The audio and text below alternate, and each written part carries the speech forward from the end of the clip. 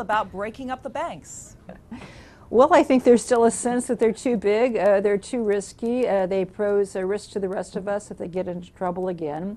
I think Dodd-Frank has good tools to deal with the too big to fail issue, but the regulators need to use those tools very aggressively. And most importantly, convince the market that it's over, especially bondholders, that if these big banks get in trouble again, bondholders are going to be taking losses. I think that's really key.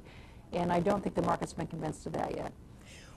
What are the risks that still exist? I mean, you mentioned Dodd-Frank. We've had Basel III requirements. We have stress tests now. Right. So what is the risk that is still inherent in the system, and why aren't there adequate tools to handle whatever that risk is?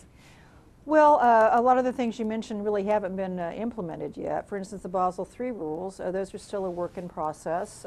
We hope that they will be finalized soon. The part of the proposed capital rules that deal with the large internationally active banks get the quality of capital standards raised, get the risk-based ratios raised, and most importantly, have a strong, effective leverage ratio, which isn't subject to the same kind of gaming that risk-weighted measures lend themselves to under the current rules. So those really haven't happened yet. There's a lot of off-balance sheet risk that's not reflected in capital ratios, which needs to be dealt with and understood.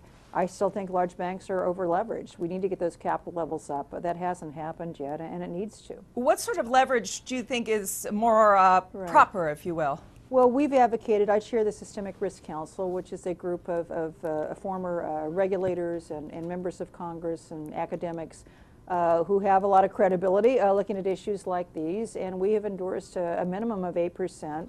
That is using the Basel III leverage ratio standards, and the denominator in that ratio includes a lot of off-balance sheet risks that are not included currently in the leverage ratio we have here in the U.S. So we think 8% would be the minimum. Tom Honig has gone to 10%. Great. I think that would be wonderful if the regulators would have the courage to do that.